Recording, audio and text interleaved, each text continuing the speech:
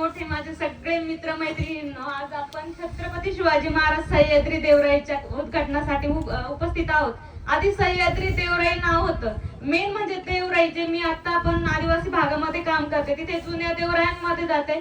आपण नदीला जातो, ओढ्यांना जातो, तिथे कुठेतरी देव असतात, देवराई असतात, आपण माऊल्या म्हणतो, साती आसरा असतात. प्रत्येक ठिकाणी जिथे जंगल आहे तिथे देव आहे आणि देवाच्या नावानं ते जंगल राखलं गेलंय. जिथं देव आहे तिथे आपण हस्तक्षेप करू शकत नाही. देव त्या भावनेपोटी, आपण श्रद्धेपोटी ते झाड तोडत नाही.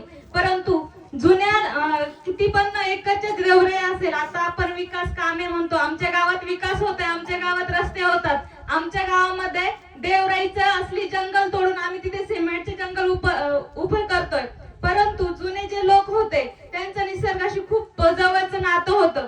यात्रा असतील किंवा लग्न समारंभ असतील तेव्हा हॉल वगैरे नव्हते, तर असं जे शेती असेल किंवा जंगल असेल, आजही आमच्या इकडे गावातली लोक देवराई उत्सव साजरे करतात. तिथे एकत्रित जातात, एकत्रित स्वयंपाक करून जेवण करतात.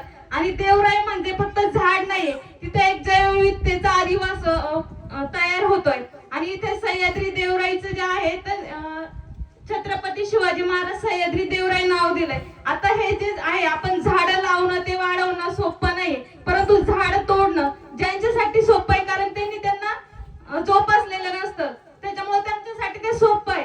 परंतु आता हे नाव जरी त्यांनी वाचलं कमानीतून कुठेही असो, परंतु ते 100 वेळा विचार करणार आहे.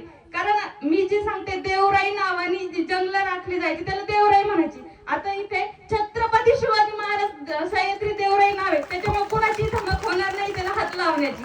आणि महिलांसाठी आपण म्हणतो वट सावित्री पौर्णिमा असते किंवा आता हरतालिकेला आपण महादेवाला जातो. आज तुमच्यासाठी सगळ्यात मोठं व्यासपीठ इथं तुमच्या गावात उपलब्ध झालंय. तुमचे अनेक सण उत्सव, महिलांचे प्रत्येक सण हा शेती मातीशी निगडीत आहे, तर तुम्ही एकोप्याने इथे येऊन तुमचे सण उत्सव साजरे करू शकता. आणि बियाणांचं पण सांगते, आता फक्त झाडं लावणं म्हणजे आपलं काम झालं असं नाही. बियाणांची पण आपण देवाणघेवाण केली पाहिजे, बिया जपल्या पाहिजे, त्या रुजवल्या पाहिजे. ठीक आहे, मी बिया जमा करते, परंतु माझ्याकडे तेवढं क्षेत्र नाहीये की मी ते लावू शकेल आणि वाढवू शकेल. परंतु ज्याला आवड आहे, आपले संपर्क एकमेकाकडे होतात, आपण बियाणांची देवाणघेवाण पण केली पाहिजे. आणि देवराई मध्ये मला झाड भेटले म्हणून मी ते लावलं असं नाही, तर आपलं देशी झाड इथे लावली पाहिजे. बाहेरच्या झाडांना इथे आपण स्थान दिलंच नाही पाहिजे, कारण जे बाहेरचे देशी झाड आहेत, आपले देशी झाड आहेत, त्याच्यावर जी जैवविविधता आहे तशी बाहेरच्या झाडावर नाही. आपण बघतो आता, सॉरी मी बोलते, जे फॉरेस्ट डिपार्टमेंटने अनेक झाडं लावले, ते काय कमी पाण्यावर आणि लवकर हिरवळ देणारे म्हणून त्यांनी ते लावले.